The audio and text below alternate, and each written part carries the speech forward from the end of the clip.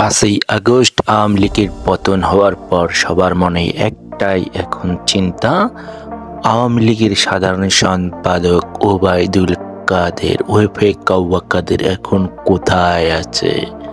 জাতি জানতে চায় কাদের এখন আছে কোথায়।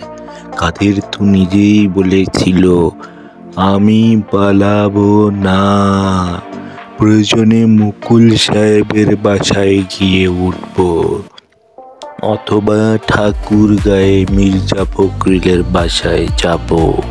কিন্তু মির্জা ফখরুল নিশ্চিত করেছেন যে ওবায়দুল কাদের তার বাসায় ওঠেনি। তাহলে ওবায়দুল কাদের কোথায় গেল, কোথায় আছে সে? এই তথ্য দেশবাসী জানার জন্য উদ্গ্রীব হয়ে আছে। তো আমি আপনাদের এই তথ্যটা দিয়ে কোথায় আছে সে, কোথায় লুকিয়ে আছে, এটা আপনাদের জানিয়ে দিচ্ছি। অনেকেই বলতেছে, অনেক মিডিয়ায় বলতেছে তাকে নাকি পুলিশ গ্রেপ্তার করেছে, এরকম একটা ছবিও ছড়িয়ে পড়েছে।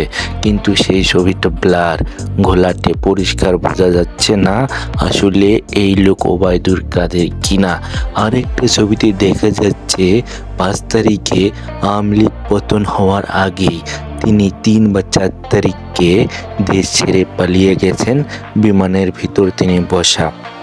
এটাও খুব ভালোভাবে বোঝা যাচ্ছে না আসলে এটা এডিট করা কিনা। কিন্তু সঠিক তথ্য যেটা হচ্ছে সেটা হলো ওবায়দুল কাদের দেশ ছেড়ে যাননি, তিনি আছেন সেনাবাহিনীর হেফাজতে।